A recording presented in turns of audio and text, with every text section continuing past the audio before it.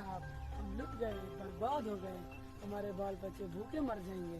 पिछले साल की तरफ इस साल भी खेतों में फसल का एक दाना भी नहीं है। हाँ, मैं भी परेशान हूँ।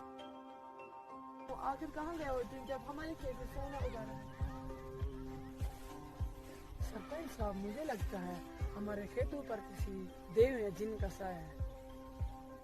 हाँ सरपंच साहब, मुझे लगता है कि हमारे खेतों में जरूर किसी देव या जिन का साया है। हाँ सरपंच साहब, हमारे खेत में जरूर किसी देव या जिन का साया है। पिछले दिनों एक दरवेश ने यही कहा था। अगर ये बात है तो हमें किसी पीर बाबा की मदद लेनी चाहिए। सरपंच साहब, मुझे लगता है कि जो हमारे खेत है ये खराब हो चुके हैं, बीमारी लग गई है हमारे खेतों को। मैंने परसों ही इसके बारे में रेडियो में सुना था कि जो माहिरात है वो कह रहे थे कि जो हमारी खेतों की मिट्टी है हमें वक्त पर वक्त की जांच करनी चाहिए, क्योंकि वजूदात के बिना पर जो हमारी खेतों की मिट्टी है वो अब फसल देने के लायक नहीं रही। 4 जमाते क्या पढ़ ली? अरे इसका दिमाग खराब हो गया। तौबा तौबा। छोड़िए सबसे, हम तुम्हारे साथ पीरों की वजह से भला मिट्टी को कैसी बीमारी लग सकती है। हेलो, एक जरूरी इत्तला सुनिए। गांव के तमाम किसानों को ये इत्तला दी जाती है कि वो कल सुबह बड़े खेत पर जमा हो जाए, जहां माहिरीन की टीम खेतों का जायजा ले। नहीं सरपंच साहब, हम वहाँ नहीं जाएंगे। नहीं साहब, हम वहाँ नहीं जाएंगे। नहीं सरपंच साहब, हम वहाँ नहीं जाएंगे। किसान भाइयों, मैं ये जानता हूँ कि लोग हमारे खेत को देर से नहीं निकाल पाएंगे, मगर वहाँ जाने में क्या हर्ज है?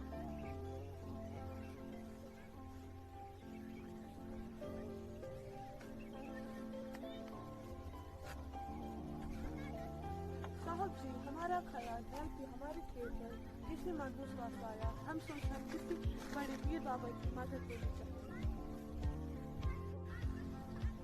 देखिए सरपंच साहब, खेतों पर किसी देव का साया वाया कुछ नहीं है। मैं अभी आपको बताऊंगा कि आपके खेत क्यों कौन है।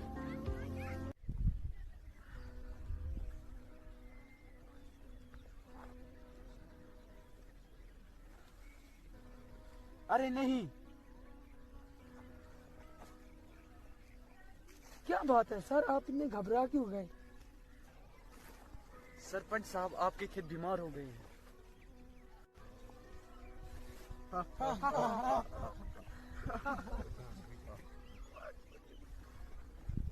हाँ, इस मिट्टी को एक खतरनाक बीमारी लग गई है। क्या? खतरनाक बीमारी? पर वो कैसे? पॉलीथीन लिफाफों से।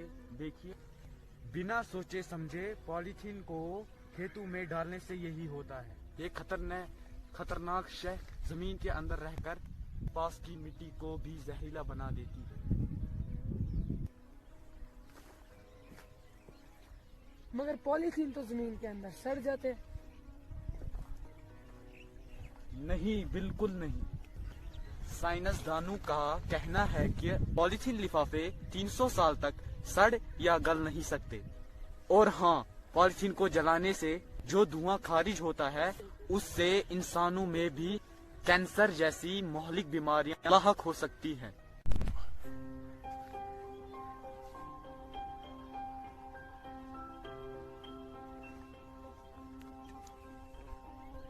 पॉलीथीन इंसानों के साथ साथ मवेशियों और आबी जानवरों के लिए भी जानलेवा साबित हो रहा है। मगर वो कैसे? इस्तेमाल शुदा पॉलीथीन लिफाफे गलियों कोचों में पड़े होते हैं। मवेशी उन्हें निगल लेते हैं, मगर हजम ना होने की सूरत में वो आहिस्ता आहिस्ता मवेशी की जान ले लेते हैं। इसी तरह आबी जानवर भी धोखे में आकर इस जहरीली शय को निगल लेते हैं, जो उनकी मौत का बाइस बनता है। साहब जी, लोग सब्जियां, मेवे, यहाँ तक कि दूध और दवाइयाँ भी पॉलीथीन लिफाफों में एक जगह से दूसरी जगह ले जाते हैं। क्या इन चीजों पर भी इस जहरीली शय का कुछ असर पड़ता है? जी हाँ, हम जो खाने पीने की अशिया इन खुश रंग लिफाफों में लाते ले जाते हैं, उनसे वो खाना हमारे लिए मुज़रित सेहत बन जाता है।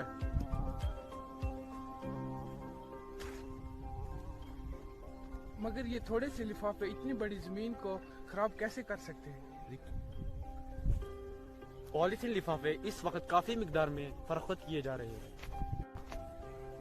अमेरिका की एक माहौलियाती एजेंसी के मुताबिक दुनिया में हर साल तकरीबन 10 खरब पॉलीथीन लिफाफे फरोख्त किए जाते हैं, जिनका सिर्फ 1% हिस्सा साल भर में जाया किया जाता है। आप लोगों को ये भी मालूम होना चाहिए कि पॉलीथीन की सबसे खतरनाक किस्म काले रंग का पॉलीथीन होता है।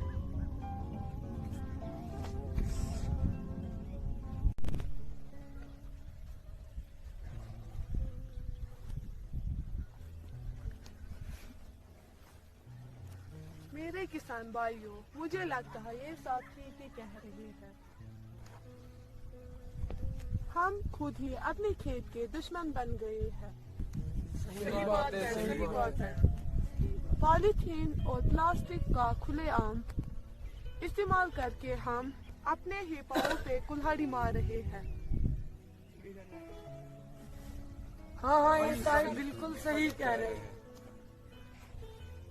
मेरे भाइयों और बहनों, एक आम जिनको आप झाड़ फूंक के निकाल सकते हैं, मगर पॉलीथीन का जिन इतना खतरनाक है कि इसने अपना मनहूस साया पूरी दुनिया में डाल दिया है।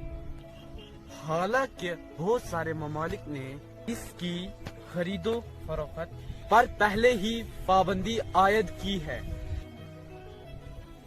जनाब आली, मुझे लगता है आपसे आपने हमारी आंखें खोली। आप जो कहेंगे हम करने को तैयार हैं।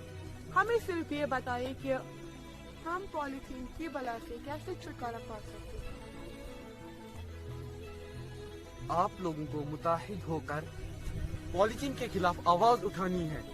सरकार को इस बात पर मजबूर करना है कि इस जहरीली शय पर पाबंदी को सख्ती से अमलाया जाए।